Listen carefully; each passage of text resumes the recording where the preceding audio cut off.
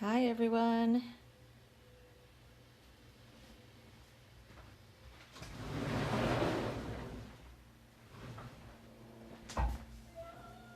I have these pieces that I have been working on all week, just to give you a sneak peek of what's been going on.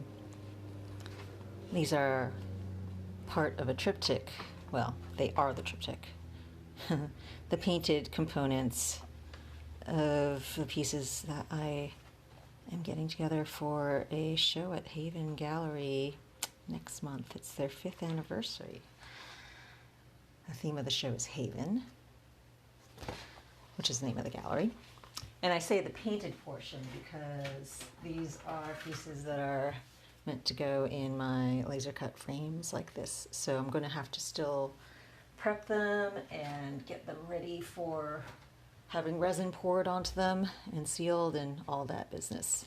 So this is just, I won't say the easy part, but it's the part with less fuss, I guess, because it's just straight up painting. So that's what I've been doing all week long. Let's see, so for tonight, I have a couple of options here for you. Maybe you can help me decide again what we're going to do today. I want to refill my mini palette because this is a set of colors that I put in there maybe 3 years ago, and some of my color choices have changed now. At this point, I find myself reaching for other colors that I don't have in my original mini palette dish here. So I wanted to redo with a new set of colors. So I could do that tonight, or we could do some painting. So what do you prefer? Any preferences? Because I wanted to paint some thistles, maybe. Any opinions?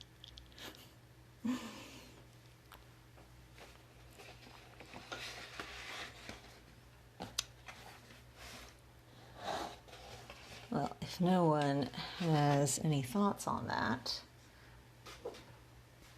I might do the painting then, I think. The palette can wait for later.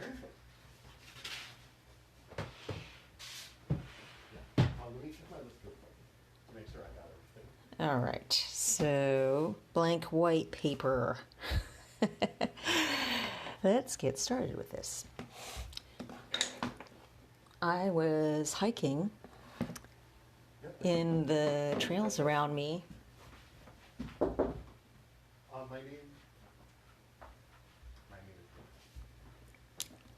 And came across some thistles yesterday.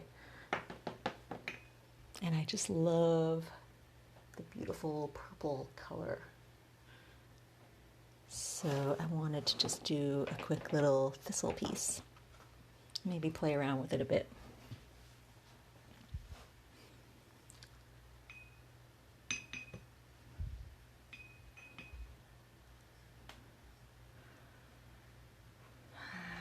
Let's see what colors I want to use for this tonight.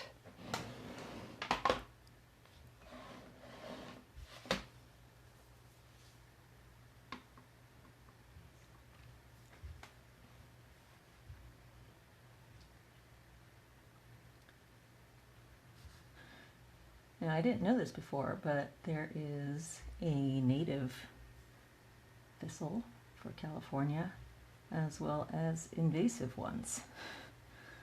The native one is called the cobweb thistle.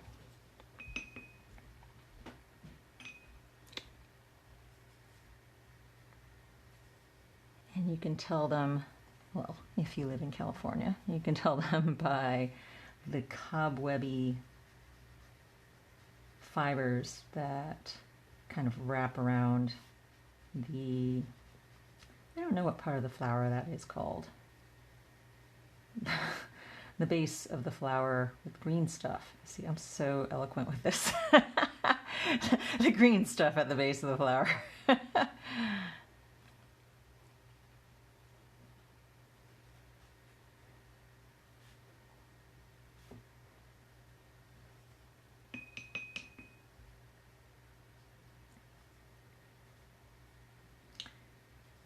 had an idea to sort of play with them in the same way, not the actual thistles, but the painting of the thistle right now, here. in kind of the same way I did with the sunflowers.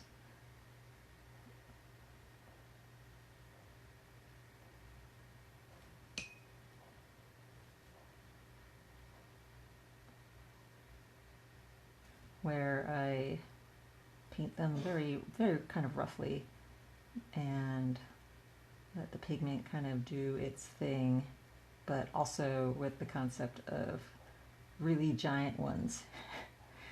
This time, instead of a sunflower forest, it's a thistle forest, maybe.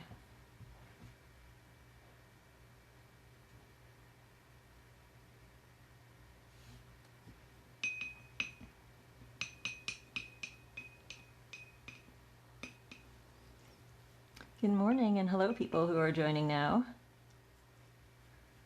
As always, if you have any questions or want to just interject random comments, feel free. I'm happy to talk about anything. Answer any questions about art and art careers and all that good stuff. How's everyone's weekend been? The week has started now.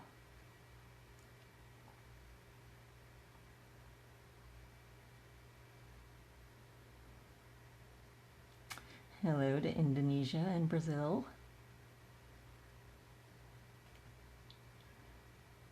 Sam asks if I'm releasing any other palettes in the future. I don't have any currently planned, but I do have a partnership with Etchr, so that if I do come up with an idea or something needs to be made, then definitely we'll have that as an avenue. Was there something that you were wanting or desiring?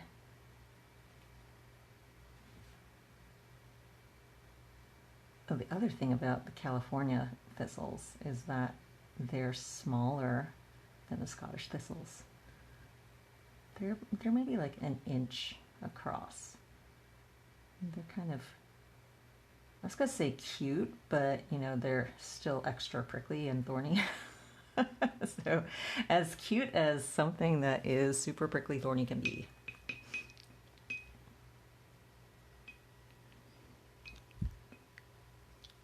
Hello to Chili also.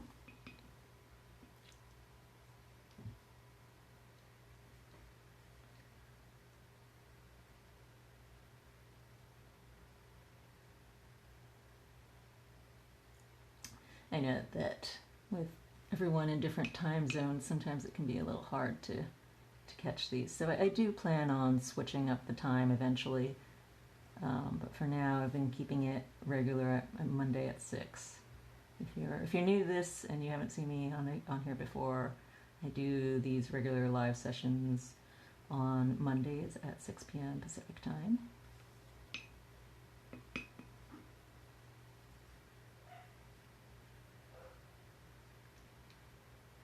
And I kind of just work on whatever I've got going. Sometimes it's the current painting that I'm working on. Other times like this, it's more impromptu and I just kind of mess around and play with paint.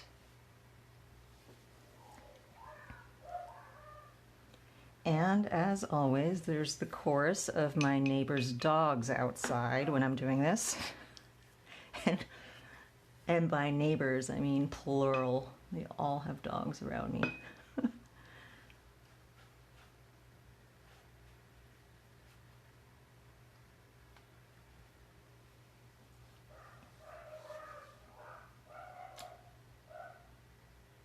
This is not a bone brush. It is made from bamboo. They are handmade brushes from my friend Tracy Lebenzon.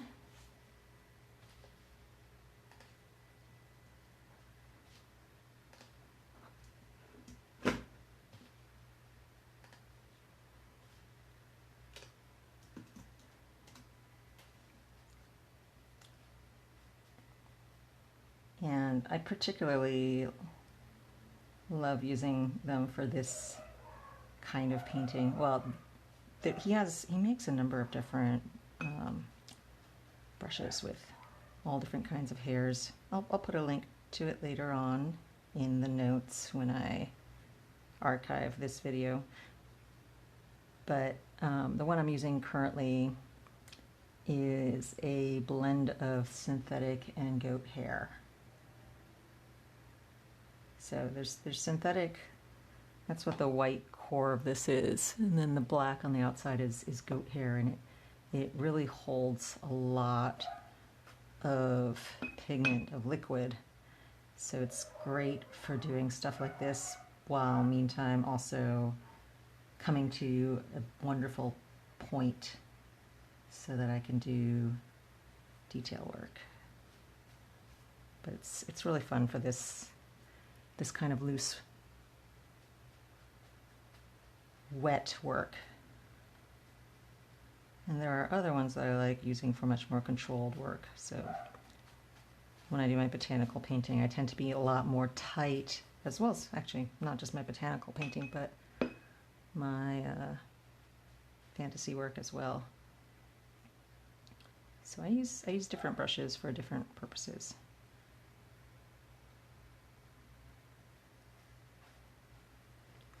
When I work like this, I always remember when I was a kid, I used to do some Chinese painting, and my teacher would tell me, you have to hold your brush up high. You don't grip it down near the tip of it. You hold it up high, and you have your elbow loose and free on the in the air, so that you have freedom of motion and movement, and in so doing, you gain a lot more expressiveness in your line. She was teaching me traditional Chinese style paintings, which is extremely hard. It's very minimal brush strokes, and every stroke has to matter, and it's weighed with all the colors that you use to blend.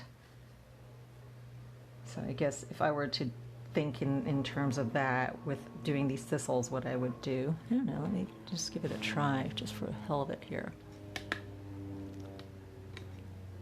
I think what we would do is first load up the brush with one pigment, which would be the purple here, and get that loaded up into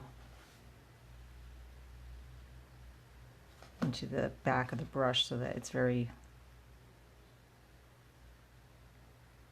saturated with paint. And then I don't want to mix my colors in the palette, so I'm going to grab some of it over here. And then I would take some of the pink on the tip. And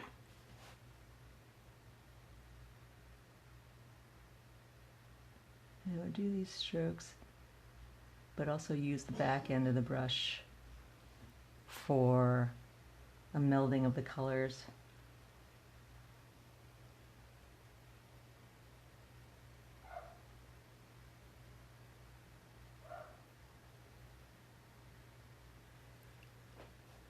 And each portion of the painting would be constructed in that way, where you kind of load up all your colors on the brush at once, and then deposit it on your page for each portion. But every movement of the brush stroke matters for that. So just the way your tip touches first, and then the rest of your brush lays down, and all of that.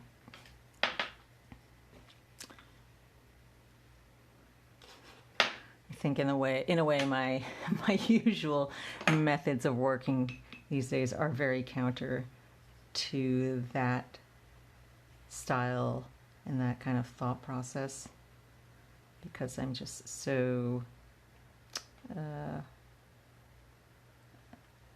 well, especially with like my dry brushing, you know, I get really absorbed into all these little fine bits of detail and stuff.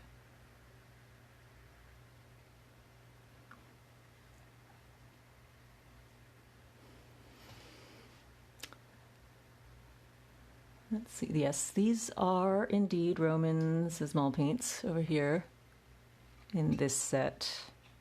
well, it's not a set. I ordered them individually, just some of the colors that appealed to me. But I really like this mineral violet, which is the primary purple color that I'm using here. And these guys over here are some ArtisticIsle. And I'm using these over my standard little mini palette because I'm using these big brushes, and so I need to be able to get in there and scoop out more pigment at a time.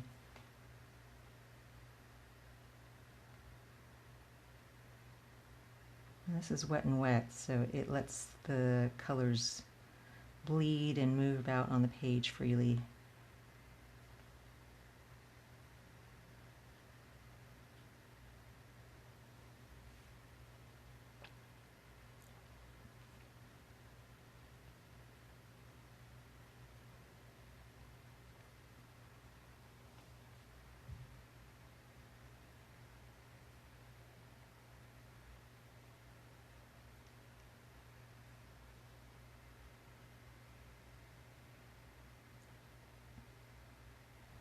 And especially with pigments that either granulate or separate, which this mineral violet does both of.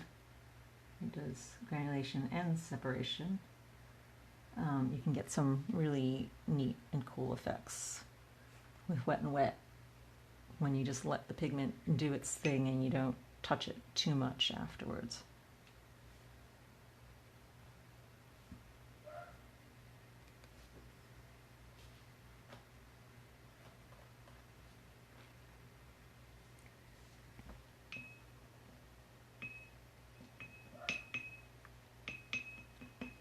Yeah, I got to try out a lot of Roman Szmal's colors when I went to Creative World back in February, which seems a lifetime ago. That I was actually traveling and in Germany, given that we're all now stuck at home. But that was where I got the chance to try out some of this line of pigments, and I really liked the mineral violet. And the other one that I fell in love with was the Aquarius green, and that's what I'm using down here as well in this portion.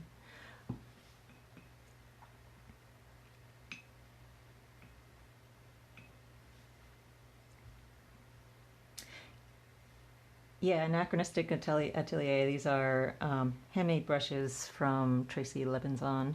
You scroll up. Oh, actually, no, you can't see if you weren't here before earlier, but I'll post it in the notes later for where to find all the stuff that I'm using and the pigments and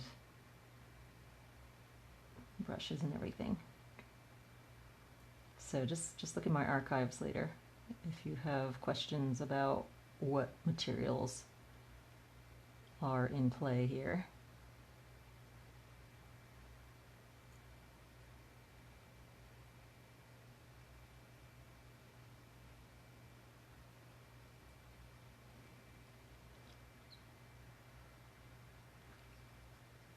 So I've always wondered if this was just me as a kid, or if this is something that people in general, that kids in general also do. But those seed pods that you find sometimes, you know, they look like this, right? Not dandelions, because dandelions are like a single little thing with like lots of those, right? But it's more like a poof, about that big.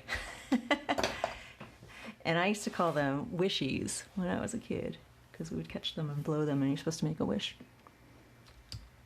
Is that a thing for everybody? I've always been curious.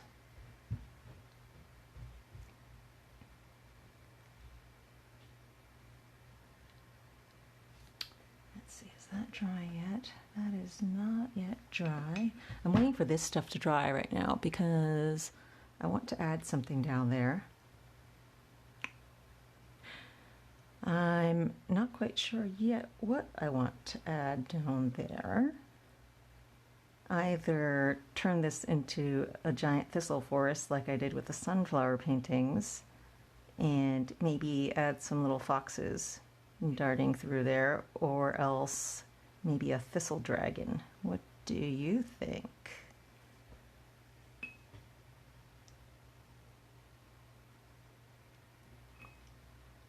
Oh yeah, anyway, the puffs. The reason why I was asking that is because they're thistle seed pods. And I never knew that until I was probably in my 20s when I finally saw a thistle plant dried and realized that that's where those little puffs came from. And being super excited to find a whole huge snowdrift pile of thistle seeds, seed puffs.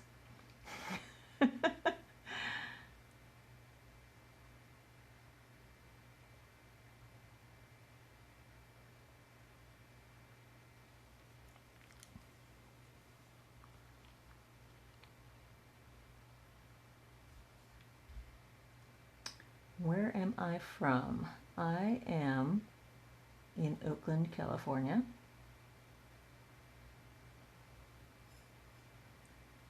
And I've been here at this point for the majority of my life. Although I've kind of scooched around the Bay Area all my life, pretty much. Have I ever exploded a cattail head? Yes, I have. Those things are cool also. Because they seem so solid and dense, but then if you smush them, then suddenly it all turns into fluff. They're so neat that way.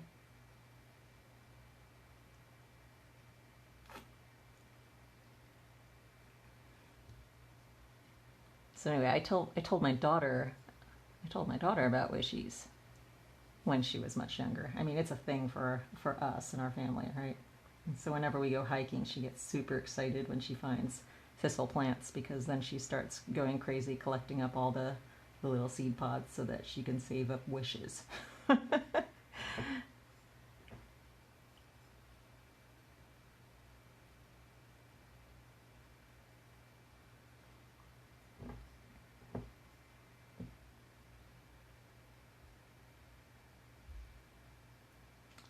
Don't see too many cattails around here, though there is one park that I go to that has them. I haven't been there in a while.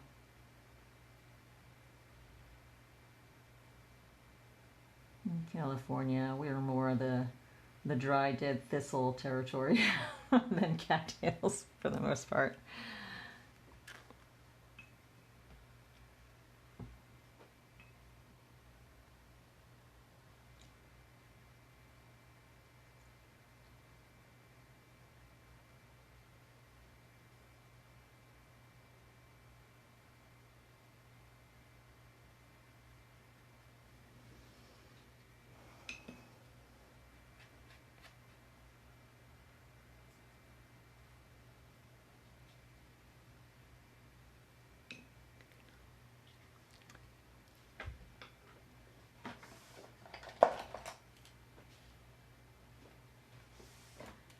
I think I'm going to pencil something in here then.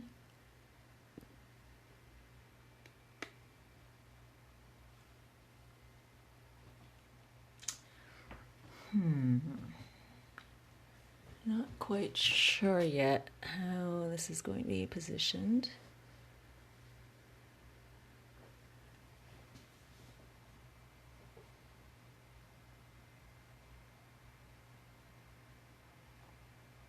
Yeah, I'm not even going to bother penciling because it's still kind of damp, and so that makes it a little bit hard. I'm just going to go ahead and paint it. Cross my fingers that it looks good, and if it doesn't, there's always lifting. That's the wonderful thing with watercolors.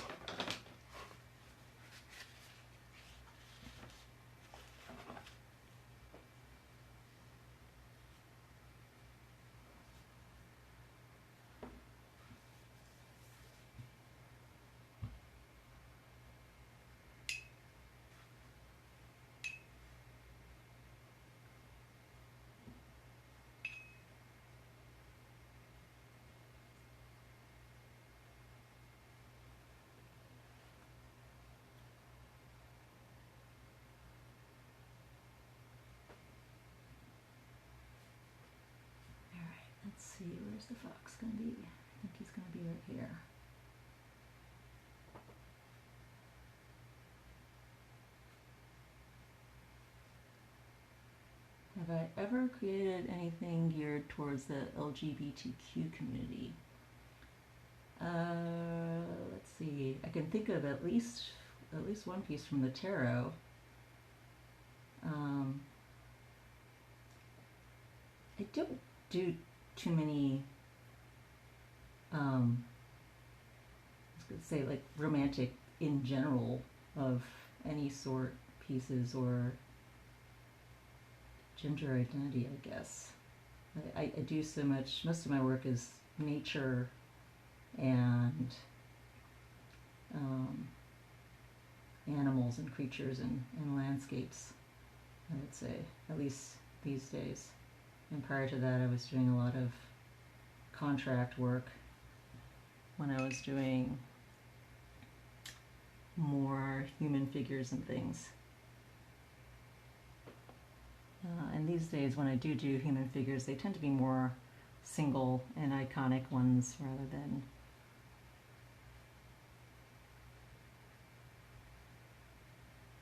yeah. But what did you have in mind? What kind of things would you like to see?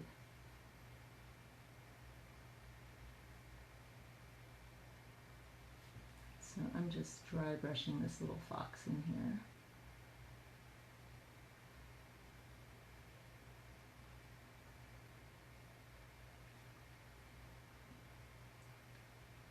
Kind of tucked into what will be, I was going to say into the shadows, but there aren't really any shadows yet.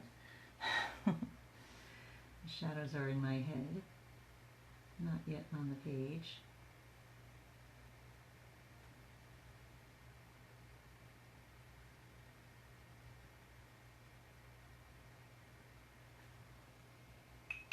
Gender fluid fae. I mean, I would say that most of my fae are, I think that I would consider them more in the androgynous zone anyway.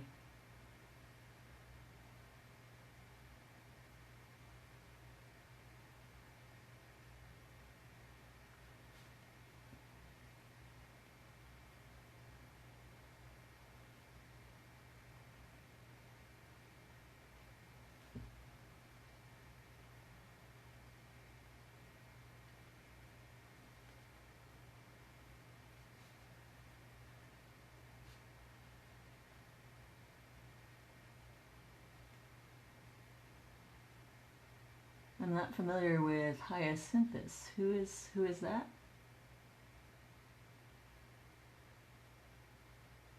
Presumably that's from Greek mythology?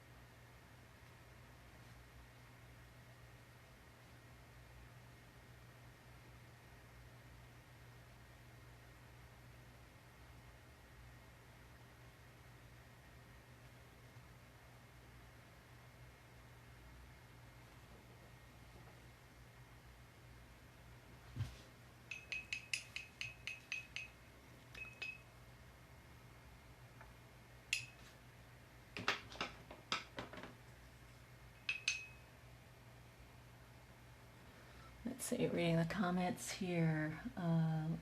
Full support for Apollo and Hyacinthus love triangle with Apollo and Zephyrus, who is a lover of Apollo. Upon his death, he became a flower. Oh, presumably that's the hyacinth flower. Hyacinthus chose Apollo. Zephyrus decided if he couldn't have him, no one could, and sabotaged a discus game, and Apollo turned his body into the flower. Oh, yeah, that does sound cool. I was thinking of doing a series of paintings about shape changers, shape shifting things, and that would definitely fit in with that theme, and I will keep that in mind. I keep meaning to do that theme for one of my gallery shows, and it just it keeps getting sidetracked with other paintings and themes so far, but it is definitely one that has been sitting in my notebook and waiting for the right time. So that is definitely of interest to me for that theme. Thanks for sharing that.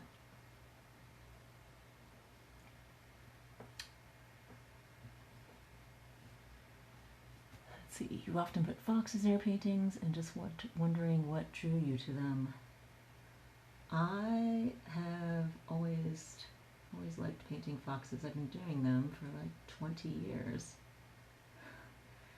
And one of the reasons why I liked doing foxes in the first place was because in Chinese mythology, the stories that my grandmother used to tell me, she would look at my paintings and she would say that they were all fairies that I was painting. But the word that she used for fairies, because at first I didn't know what she was. I didn't know this word that she was using. She called them wulejing. That's how you say it in Cantonese. Wulejing. That means they are fox spirit tricksters. And in Chinese mythology, the more familiar word that most people hear is kitsune, which is Japanese. And essentially it's the same kind of creature, though. They are trickster creatures that can take on human form, mostly to mess with humans. But isn't that what all fairies do? And so it was my way of connecting with those stories. Is what started me painting foxes early on, 20 years ago. Because they are tricksters, and they're sort of the fairies of Chinese myths and stories. And they exist in this place between worlds, because they're not human, they're not undead, because that's the other thing that appears in a lot of Chinese supernatural stories are ghosts. Ghosts who waylay human travelers. And ghosts are generally bad in Chinese stories. They mostly are not things that humans want to engage with or run into. And for that matter, fox spirits as well, because fox spirits tend to mess with people. But not in a malicious way, very much in the fairy way of Western culture and stories.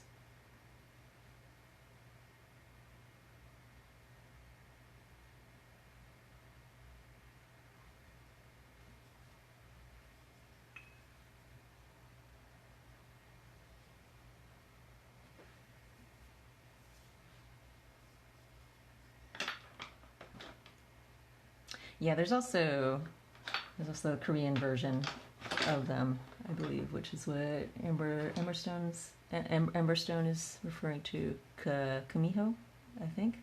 Is that the Korean version?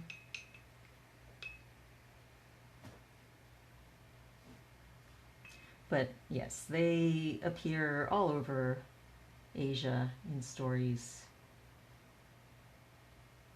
in their fairy stories, and mingled in with ghosts as well sometimes.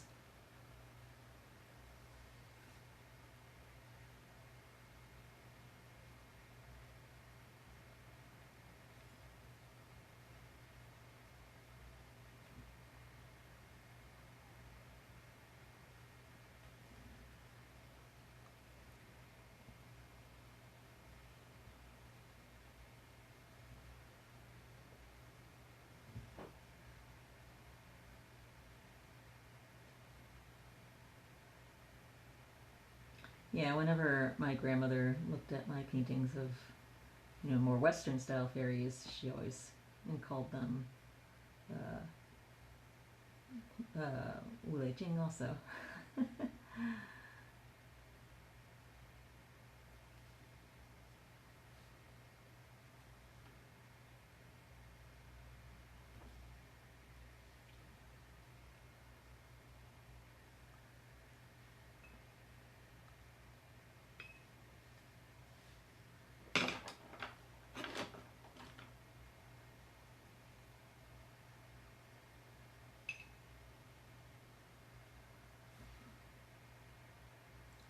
Too dark.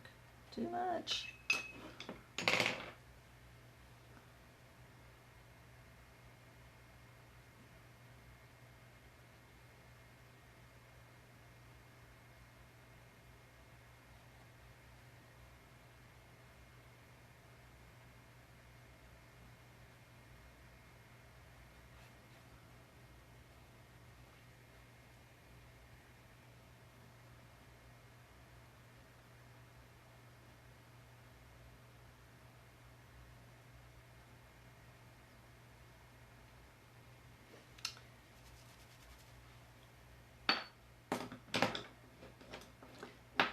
Anachronistic Atelier says it's always refreshing to see Faye being depicted in a darker light classically, not like the happy-go-lucky pixies of today.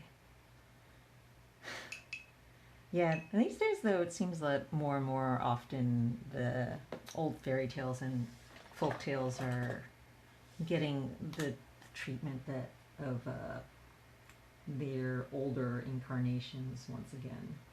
And not so much of the cute and just the cute and pretty and and friendly sanitized versions. Because even with YA fiction, stuff that my 10-year-old is reading, she was reading stuff when she was like 8. These stories now dig deeper and utilize the more darker origins of a lot of these tales.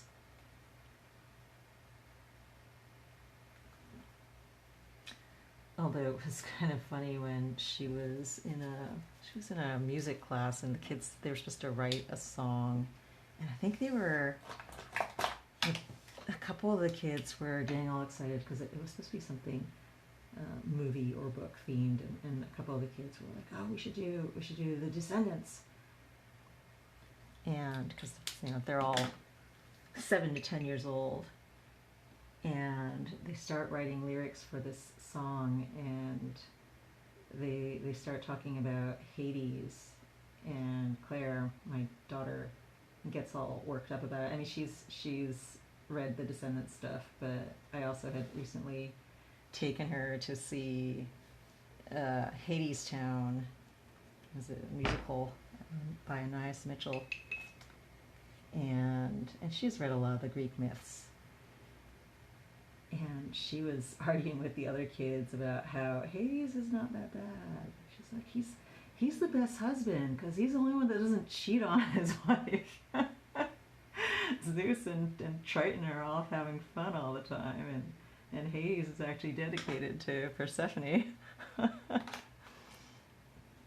the other kids were not agreeing with her because I guess in Descendants, Hades is not treated very fairly. I guess he doesn't get treated fairly in general.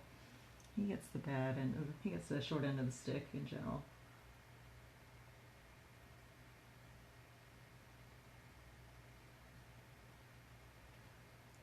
See, I'm trying to shape his back a little, but this section bled out because that stuff was still wet. So I'm waiting for it to dry now so that I can do a bit more shaping there.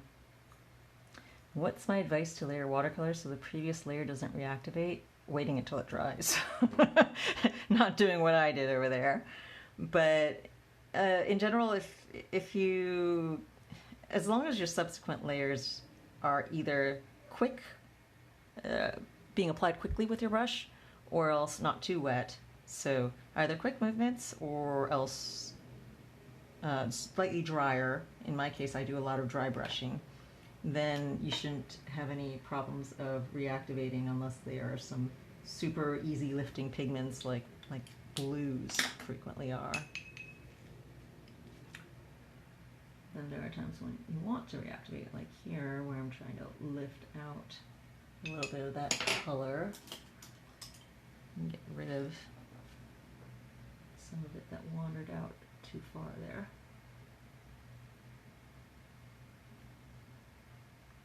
And I could just rub at it and that lifts the pigment and gets rid of it.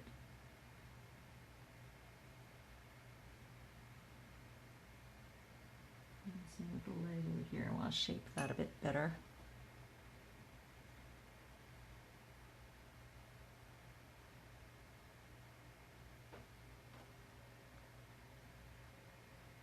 Oh, it looks like we have several people from South America tonight.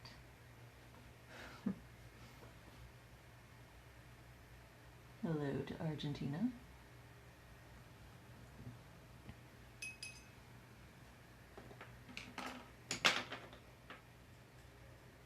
Amberstone Draw says if you use cheap paper it dries really fast.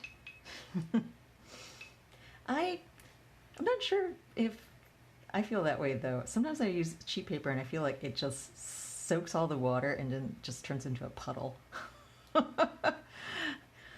It's been a while since I've tried doing any sort of serious painting on cheap paper. I did one time go to a convention as a guest and they wanted me to do a painting demo while I was there. And this was kind of earlier on in my career and I hadn't done a whole lot of convention guesting. And so I said, sure, that sounds fine. And I got there and they said, oh, well, before I got there, they said, you don't need to bring any supplies. We'll have everything all ready for you. So you just need to come and paint and show people what you're doing. So I just show up. I didn't bring any paints with me or any paper or any other supplies. And I think this was over in Seattle. And I get to the room to do my demo and they've supplied me with butcher paper. Which really doesn't work for watercolors. I mean, cheap watercolor paper is at least, it can withstand the liquid, but butcher paper just, it's like, yeah, it just soaked everything up and you couldn't see any sort of detail or definition or anything on it. So I think we ended up having fun anyway. I don't remember what we did, but all I know is we had all the supplies that the convention provided, all the butcher paper and paints, and I think they were like Crayola paints and stuff. And we had fun anyway. But I learned after that if I wanted to do any sort of serious demo of my techniques or how I work, that I needed to bring my own stuff. Because while that was fun for a one-time thing, I don't really enjoy painting on butcher paper or watercolors in general.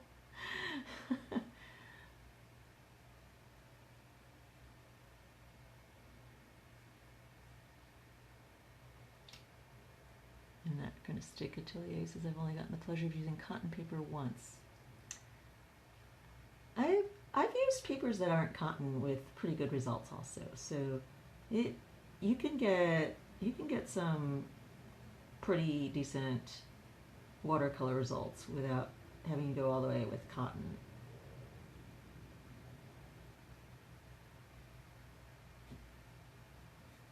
And it varies so much, even among the papers that are cotton, one brand to the next. It's going to feel very different.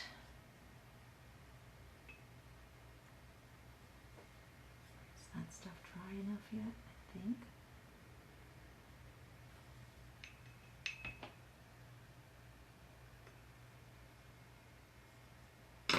Yeah, Canson paper should be pretty good. my preferred paper is a Canson one as well. Although, very sad to say, they've discontinued that particular line. So my stockpile of it will have to last me until I can find something new that I like.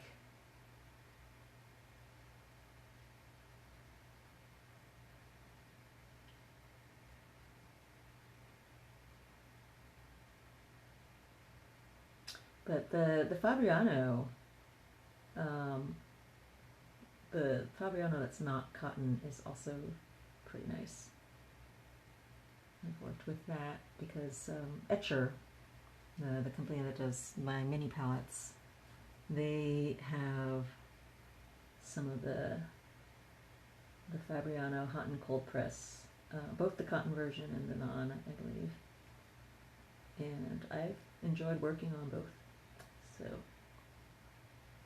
yeah, you don't have to always splurge with the cotton paper.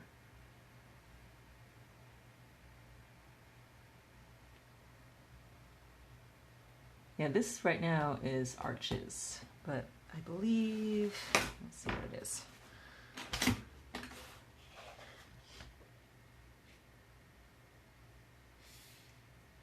Yeah, this is Arches and this is cotton. It's cold press.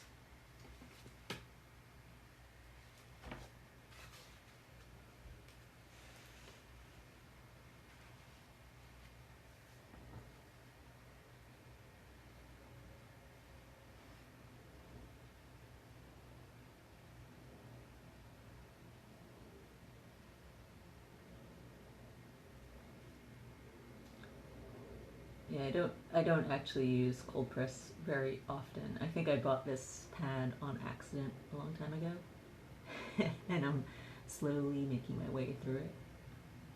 Most of the time I like very smooth hot press paper.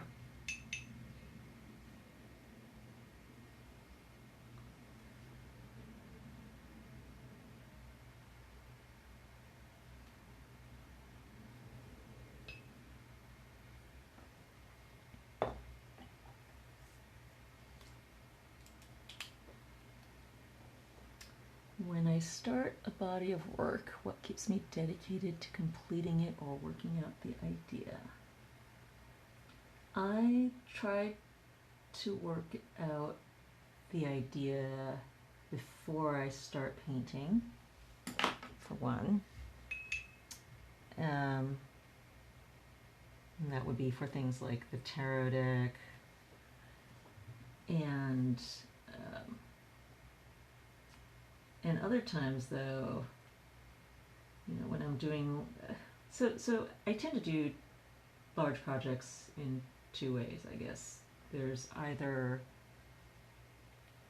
working with a publisher, in which case I've got a deadline and milestones to meet for them. Say, for example, the Dreamscapes books, where I would have to produce an outline for the book well in advance of any of the art being done.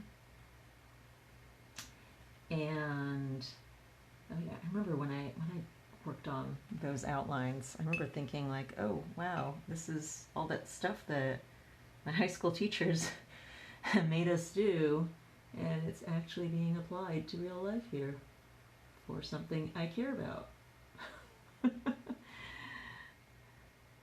I remember being surprised by that for some reason, that this stuff that I did in school, you know, just kind of felt like rote and busy work, was actually something useful in real life.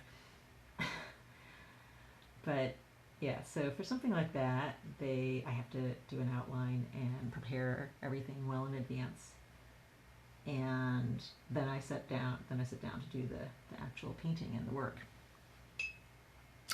And so there's those kinds of projects. And then there are projects that are a little bit more on my own timeline and method of dealing with, like gallery shows. where I'm on the hook for filling up a whole room with paintings in a theme that I decide, and I don't really even have to decide that theme sometimes until just a few months out from the show. So it does take a lot of just personal discipline, I guess, to plan out and to be aware of how much more time I've got to work on something, and to make sure I'm on track for creating the pieces. Because to fill a room, I mean, it varies depending on the size of the gallery. But for example, when I was first working with Crabjab Studio up in Seattle, I was doing about 25 to 30 paintings per show. And some of them are small, but I always wanted to have a good number of large pieces to really showcase and take advantage of the space of being able to have work up in a live setting like that, a venue. And then other times, for some shows, I only need to do 10 pieces. For Haven Gallery, I tend to do about, let's see, somewhere between 15 to 20 paintings. And so, yeah, it does take a good amount of time to get the body of work together like that. And I tend to start preparing for it I start to think about it a year in advance. Although in some instances where I had more shows lined up in a shorter period of time, I would only have about 6 months from when I had finished the previous set of work for some other show or some other project. And so then it does get kind of tight, but I like to start at least thinking about it in the back of my mind, and I start taking notes and writing down ideas and things a year in advance, so that by the time I am down to those 6 months, I have a really good plan in place, and I can just start working on things.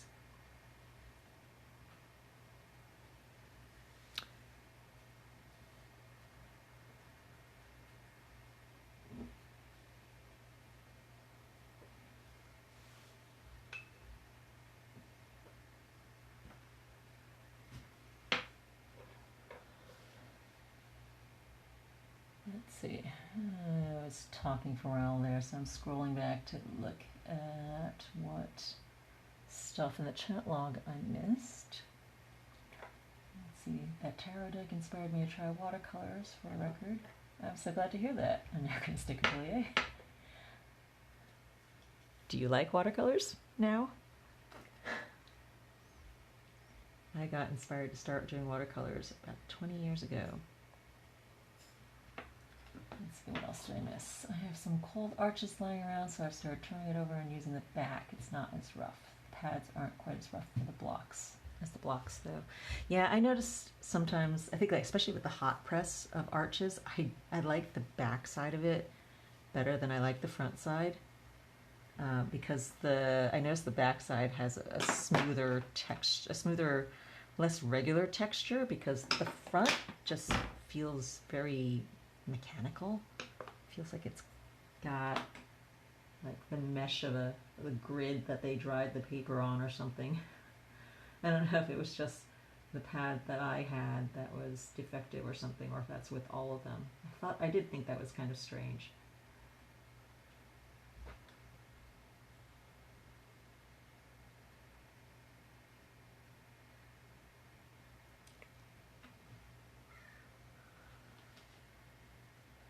Anachronistic Atelier says, I now have half the Dreamscapes books with plans to get the other half as soon as I can.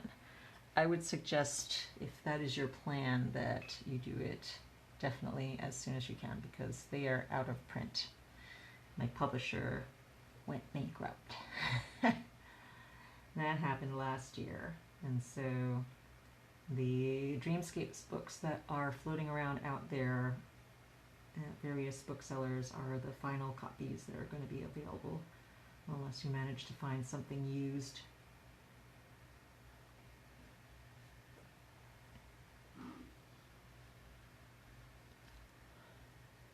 Fabriano makes a soft press watercolor paper that lies between cold and hot press, but I've yet to try it.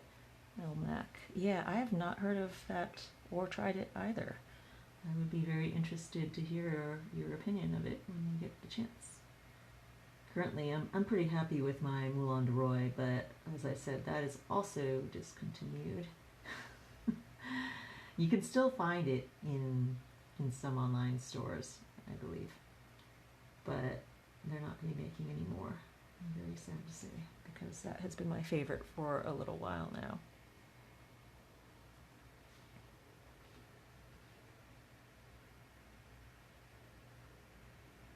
Do I ever change my mind or idea halfway through a body of work or a painting? Well, as far as a body of work goes, yes, I am constantly changing my mind. Well, when I have the freedom to do so. If I'm tied to a path, because as I said, as I was talking about earlier, if I'm working with a publisher and there is a set plan of action that I'm doing, then I stick to that. I'm pretty good with sticking to it if I have to. But if I'm just working on my own thing, back to the gallery example, then yeah, I totally shift direction constantly. It's why I almost never come up with the theme for my show, the theme title, until the gallerist is poking me about it, saying like, hey, we've got to start advertising for your show. What's it going to be called? and then I'll go, I've got a couple ideas here, and let me get back to you at the latest possible date with the final name. Because I let the pieces evolve and develop organically as I go. So I'll start with what I think is going to be the theme. Like, for example, I was mentioning the shapeshifters earlier on, which I still want to do. And I believe that idea first came to mind maybe, 3 years ago, and in that interim I've done at least 3 shows.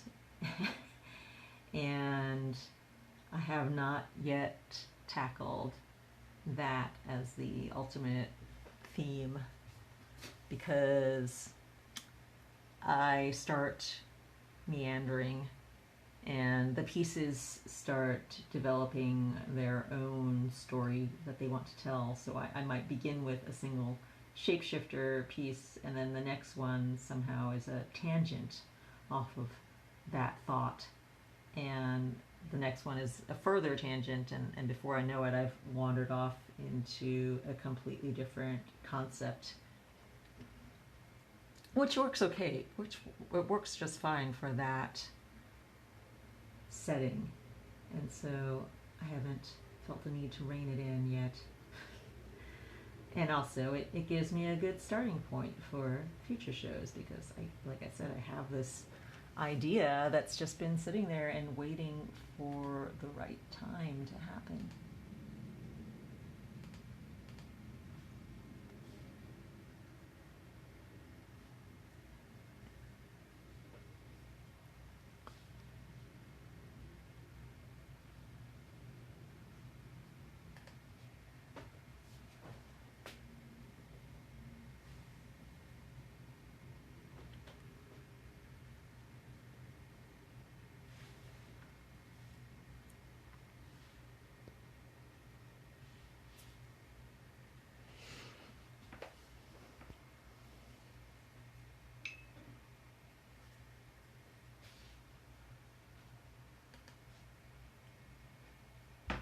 Oh wow, it's It's almost been an hour again.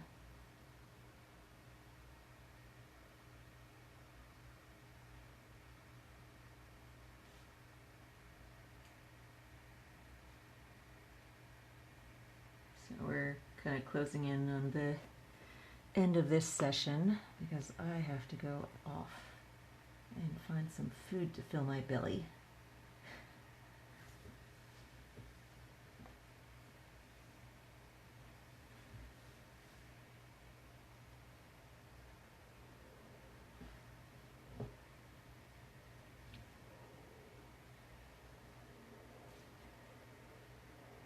So if anyone's got any final questions that you want me to get to today,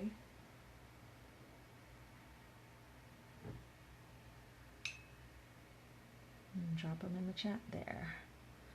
Otherwise, the next session will be next Monday at 6 p.m. Pacific time, so that would be the 27th of July.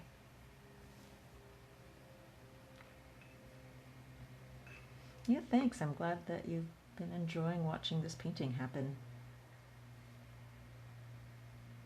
And I guess this is another example of along the lines of it's not exactly changing directions because there just wasn't really any direction at all in the beginning. The only thing I had in mind here when I started was I wanted to do some thistles.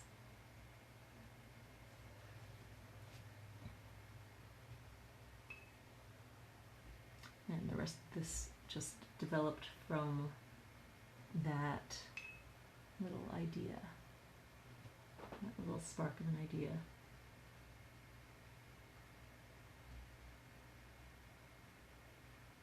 I just wanted an excuse to use this beautiful purple and have it feature on a painting.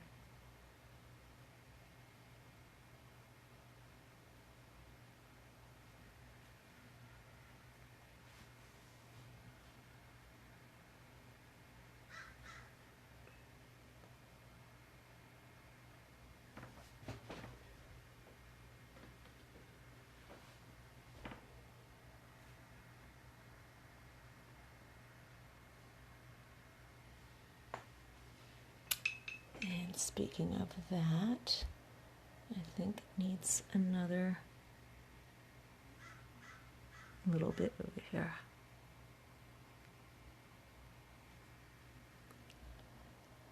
It's all reflecting light, but it is more of the mineral violet, which will become more evident as it dries.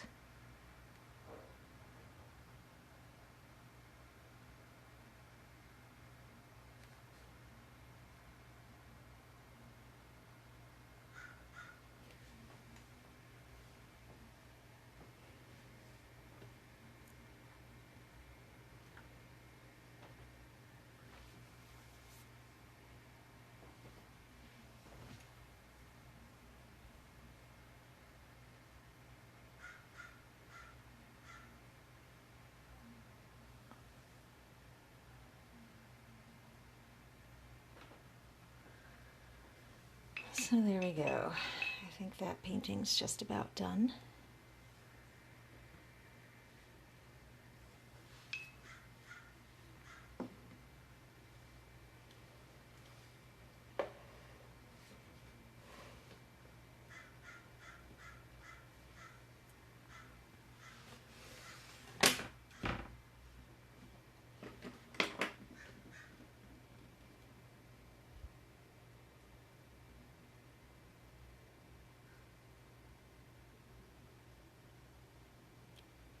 Those first few thistles up at the top were super fun to do. I think that's my favorite part of the painting. But thank you everyone for joining me today. And I hope you have a good evening or a good morning, wherever in the world you are. And goodbye.